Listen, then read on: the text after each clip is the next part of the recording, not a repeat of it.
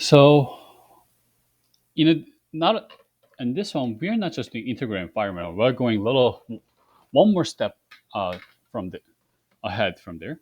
So, in the actual biosignal of neurons, you can see that at the beginning, the frequency is quite high. So, but as the time goes on and continues to fire, the frequency decreases. And figure A is just showing that the black represent a the frequency of just derived just from these first two of firing, and then this y circle shows a steady state frequency. So basically, just average of all of these, or not average, but if you continue to go, and then it will just like the at the steady state when the time is infinite and what the frequency will be like. And we can see that the steady state frequency is way lower than the initial frequency, and the reason being or so we call this a spike rate adaptation, and that's what we are modeling in this one.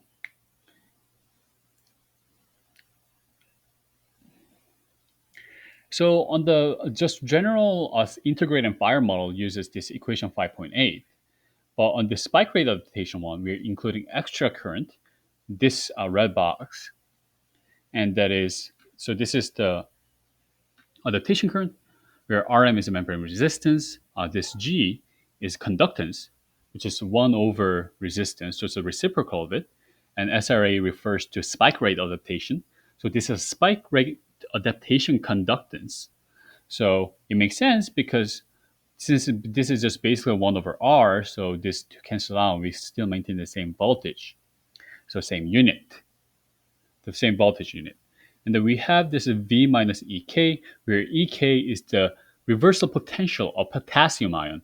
And potassium ion, as we know, is something what hyperpolarizes the neuron. So after the neuron fires, it goes below where it was, below the resting potential, right?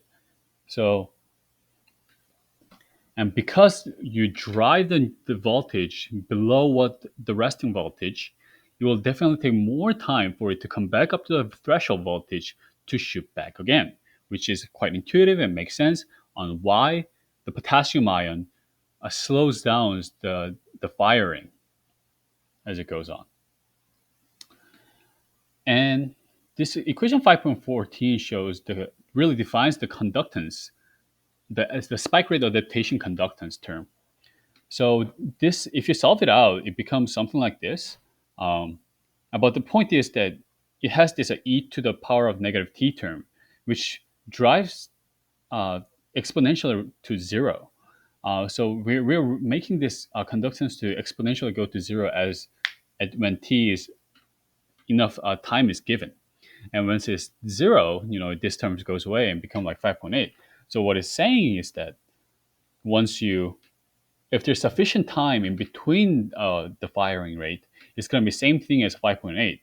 But when there isn't enough time for it to approach zero sufficiently, well, then we'll have different result. And besides we have an additional thing that's coming into play. This is the term that drives the conductance to zero, decreases. But there's another term that increases the conductance, well, it's not a term, but another rule. And that is that every time it fires, we are adding a delta G to the GSRA. So we're increasing as soon as it fires, we just add this delta G.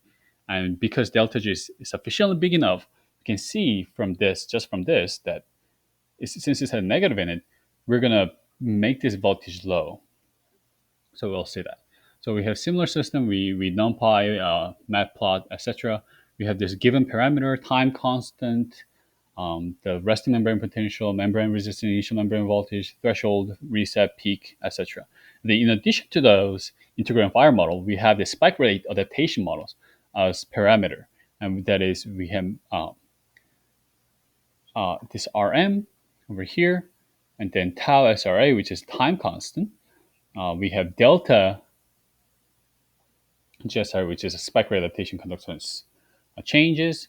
potassium potential, and the spike rate adaptation conductance. And how I set the value for this GSRA is that figure 5. So this one was apparently done where the value was um, the membrane resistance times the conductance value was 0.06. So because I set the membrane resistance to 1, I set the conductance to 0.06. So same thing, we make from 0 to 0. 0.5, and in between we divide it into 500 spaces, evenly spaced spaces, and that's one array for time. And we have another that has same shape as the T, but we have 500 arrays or elements array, and they're all filled with 0. But when T is zero point 0.1, in between zero point 0.1 and zero point 0.4, we're going to set that equal to 1.7 nanoamp.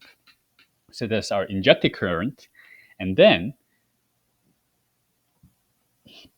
we're going similar things with the voltage term, where we just fill it with 0, and then at the very beginning is the first term voltage is equal to a V0, a voltage when the time is 0. Makes sense.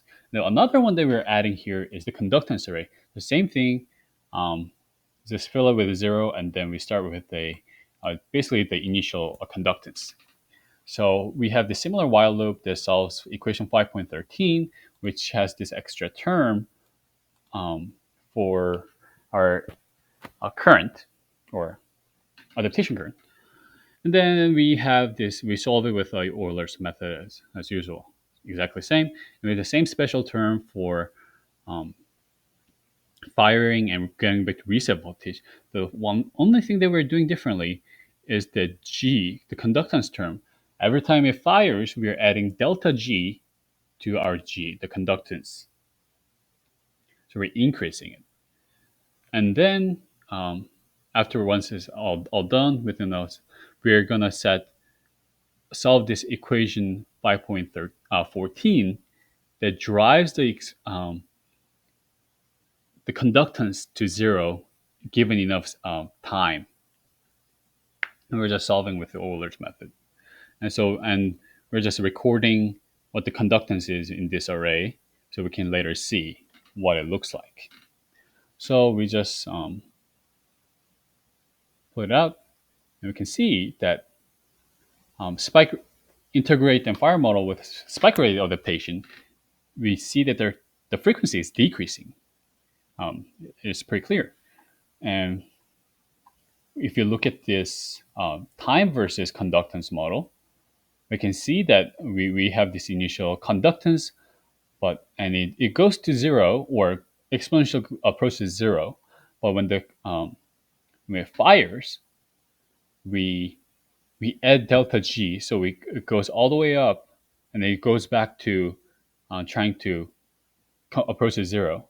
And then once it's like fires again, we add delta G again, and it goes back down, and exponential approaches 0. And then when we fire again, we go at delta G, and then it goes back, tries to approach 0. And that is the integrated fire model with spike rate adaptation.